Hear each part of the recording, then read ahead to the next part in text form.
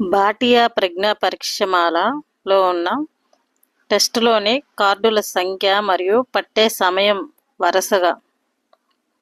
Answer చెప్పండి. ఇది DEd వాళ్ళకి వచ్చేసరికి 2011లో ఇచ్చిన క్వశ్చన్ అనమాట. ఇది డిఎస్సిలో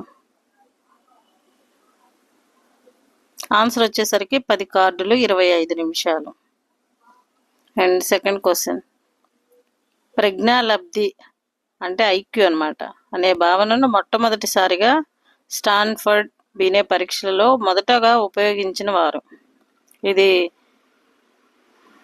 బీఈడి వాళ్ళకి స్కూల్ అసిస్టెంట్కి తెలుగు అకాడమీలో 2014లో ఇచ్చారనమాట ఈ క్వశ్చన్ డిఎస్సి. ఆన్సర్ చెప్పండి.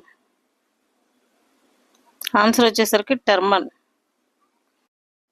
థర్డ్ క్వశ్చన్, 9 సంవత్సరాల విద్యార్థి మానసిక వయస్సు 8 సంవత్సరాలు అయితే అతని ప్రజ్ఞాలబ్ధి ఐక్యూ పవర్ సుమారుగా ఎంత ఉంటుంది?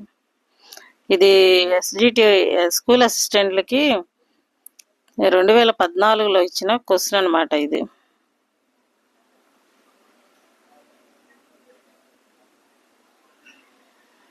ఆప్షన్ వచ్చేసి 4, 88, 61.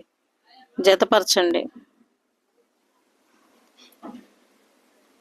ఫస్ట్ది Radhakrishna commission, second Kothari commission, third భారతీయ విద్యా విధానం, ఫోర్త్ కస్తూరి రంగ కమిషన్. ఆన్సర్ చెప్పండి. చూడండి ఆప్షన్స్. ఆన్సర్ వచ్చేసి 3, ఫస్ట్ది రాధాకృష్ణ కమిషన్ 1948-49 మధ్యలో అనమాట. అండ్ సెకండ్ వచ్చేసి కొఠారి కమిషన్, ఇది వచ్చేసరికి 1964 నుంచి 66 మధ్యలో అనమాట.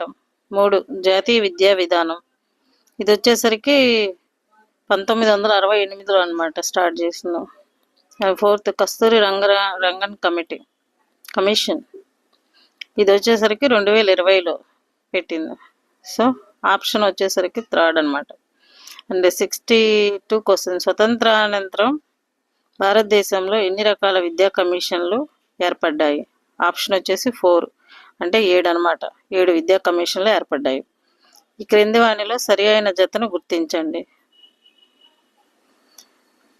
ఆన్సర్ వచ్చేసరికి 1 విశ్వవిద్యాలయ విద్యా కమిషన్ రాధాకృష్ణ కమిషన్ అనమాట. అండ్ థర్డ్ వచ్చేసరికి జాతీయ విద్యా విధానం కస్తూరి రంగన్ కమిషన్.